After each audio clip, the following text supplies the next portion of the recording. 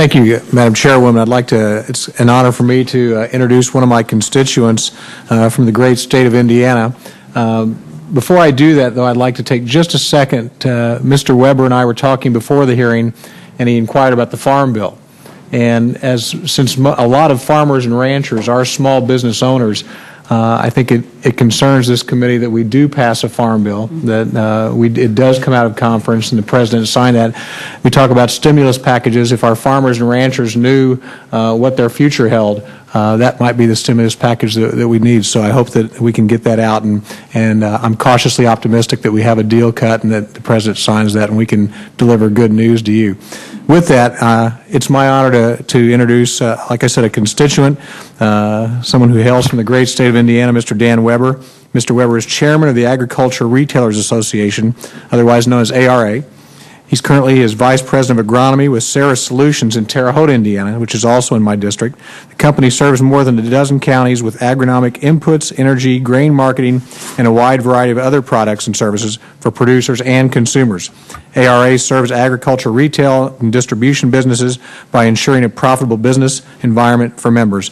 Mr. Weber, thank you for coming, and the floor is yours. Thank you for the introduction, Congressman Ellsworth.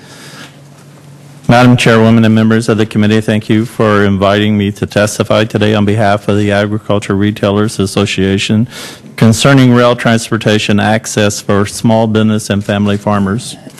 I'm Dan Weber, Vice President of Agronomy at Ceres Solutions, LLP, a cooperative selling crop inputs and application services in the state of Indiana. I'm also chair of the board of directors for the ARA, which represent a significant majority of the nation's ag retailers and is located in Washington, D.C. Ceres Solutions is an agricultural cooperative owned by farmers, operating 26 agronomy retail locations, serving 5,000 agricultural producers in western Indiana with crop inputs and application services. I began my role as the agronomy division of Ceres Solutions in February 2007. My background includes 34 years in agricultural retail sales and management, wholesale fertilizer, crop chemicals, and seed distribution in the Midwest regional. Ceres Solutions' key agronomy products marketed to farmers are nitrogen, phosphates, and potash.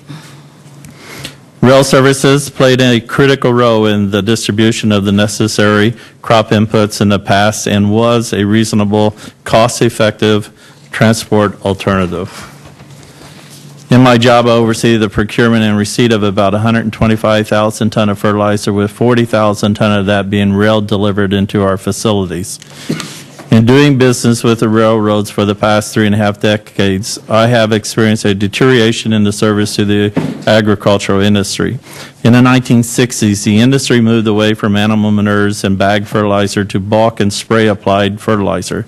These new fertilizer retail facilities were built next to the railroads. Railroad service to these facilities was acceptable through the 70s, but beginning in the 80s, the railroad began to abandon service to many of the smaller communities and business operations. By the 1990s, most of their service to the smaller communities was lost. Now the railroad is giving preference to the unit car receivers, which is unless you are a large distribution center, fertilizers are typically shipped to your retail operations in small quantities because of the short side tracks and the storage limitations of our retail operations. As an example, one railroad price just announced the rates of the phosphate shipments from Florida, which will increase in June by 10% for single car shipments, while unit train shipment of 65 to 80 cars will increase 6%, and the unit train shipments of 85 or more cars will increase only 3%. An example of the excessive fees the railroads practice of arbitrarily invoicing for services is on a retail location where we receive less than 25 freight cars per year. We receive an invoice of $6,000 for an annual sidetrack connection charge. Most of our facilities in the country are for the 6 cars annually receivers. Furthermore, the railroad has changed their tariffs without giving receivers adequate warning. This practice can result in huge investment losses for our business that have expanded or changed their business model based on the expected tariff that was in place and thought it would continue, or car credits that was expected. We've learned to get their promises in writing. One difficulty in dealing with the railroad fees and tariffs in that small business owner has little recourse to challenge the rail decisions because of the cost of arbitration and the long length of time the process requires.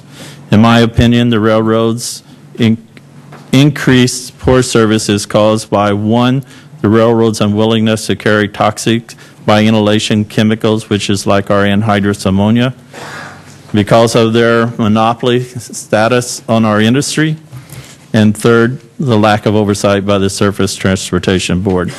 The ARA has a number of recommendations in the written testimony, but a few are: increase the transparency in the charges and rates, reform the STB to make it more accountable and responsive, and review the railroad's antitrust exemption status.